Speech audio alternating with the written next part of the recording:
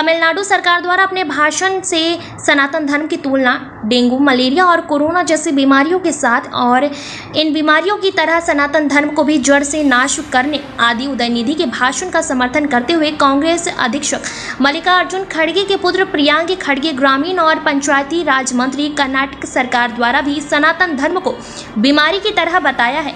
वादीगढ़ के सनातन धर्म की अनुयायी होने के कारण अपने धर्म के प्रति इस प्रकार के अभद्र भाषण के द्वारा धार्मिक भावनाओं को अत्यधिक आघात पहुंचा है। उक्त व्यक्तियों के द्वारा जानबूझकर विदेश दिए गए बयानों से धर्म के आधार पर विभिन्न समूहों के बीच शत्रुता और सौहार्द पर प्रतिकूल प्रभाव पड़ा है। इस क्रम में उक्त उदयनिधि और प्रियांक खड़गे के विरुद्ध थाना सिविल लाइंस, जनपद रामपुर पर बनाम उदयनिधि आदि पंजीकृत किया गया है। 4 सितंबर 2023 के टाइम्स ऑफ इंडिया के अखबार में बड़ी विस्तार से खबर छपी कि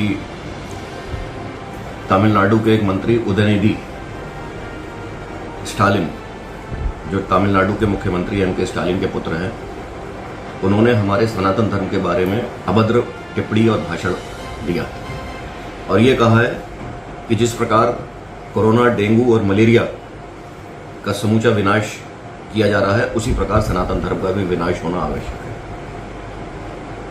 इस वक्तव्य को, इस अभद्र भाषण को अगले दिन या उसी दिन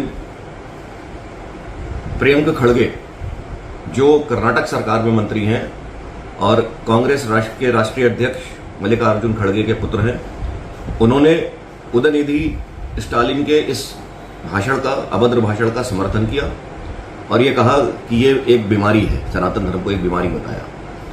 उनका ये भाषण 5 सितंबर 2023 के अमर उजाला के अखबार में प्रकाशित हुआ।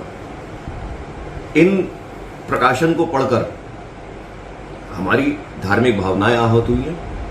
हमारा सनातन धर्म एक पुरातन धर्म है और एक अनंत धर्म है, निरंतर धर्म है, निरंतरता है उसमें, अनंतता है उसमें, जिस पर किसी भी व्यक्ति विशेष को या किसी भी धर्म के व्यक्ति को कोई टिप्पणी, अभद्र टिप्पणी करने की आवश्यकता नहीं है।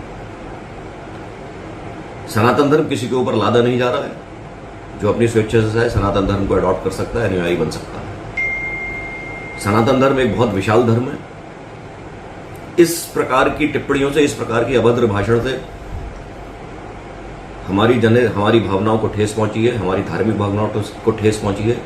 और एक ये इन लोगों का, इन दोनों व्यक्तियों का ये प्रयास है कि एक इन धार्मिक उन्माद फैलाए जाने का, ये द्वेष भावनावश इन्होंने ये भाषण दिया है, जिससे कि वर्ग विशेष में धार्मिक उन्माद उत्पन्न हो और एक अराजकता का माहौल पैदा हो। आज आपने क्या किया इसको लेकर? आज मैंने और हमारे पूर्व अध्यक्ष बार एसोसिएशन रामपुर श्री राम सिंह लोधी ने एक तहरीर पुलिस अधीक्षक महोदय रामपुर को दी, जिस पर उन्होंने थाना सिविल लाइंस में मुकदमा दर्ज कराया है। किन धाराओं में मुकदमा दर्ज हुआ है? मुकदमा दर्ज हुआ है हमारा 153A और 295A IPC।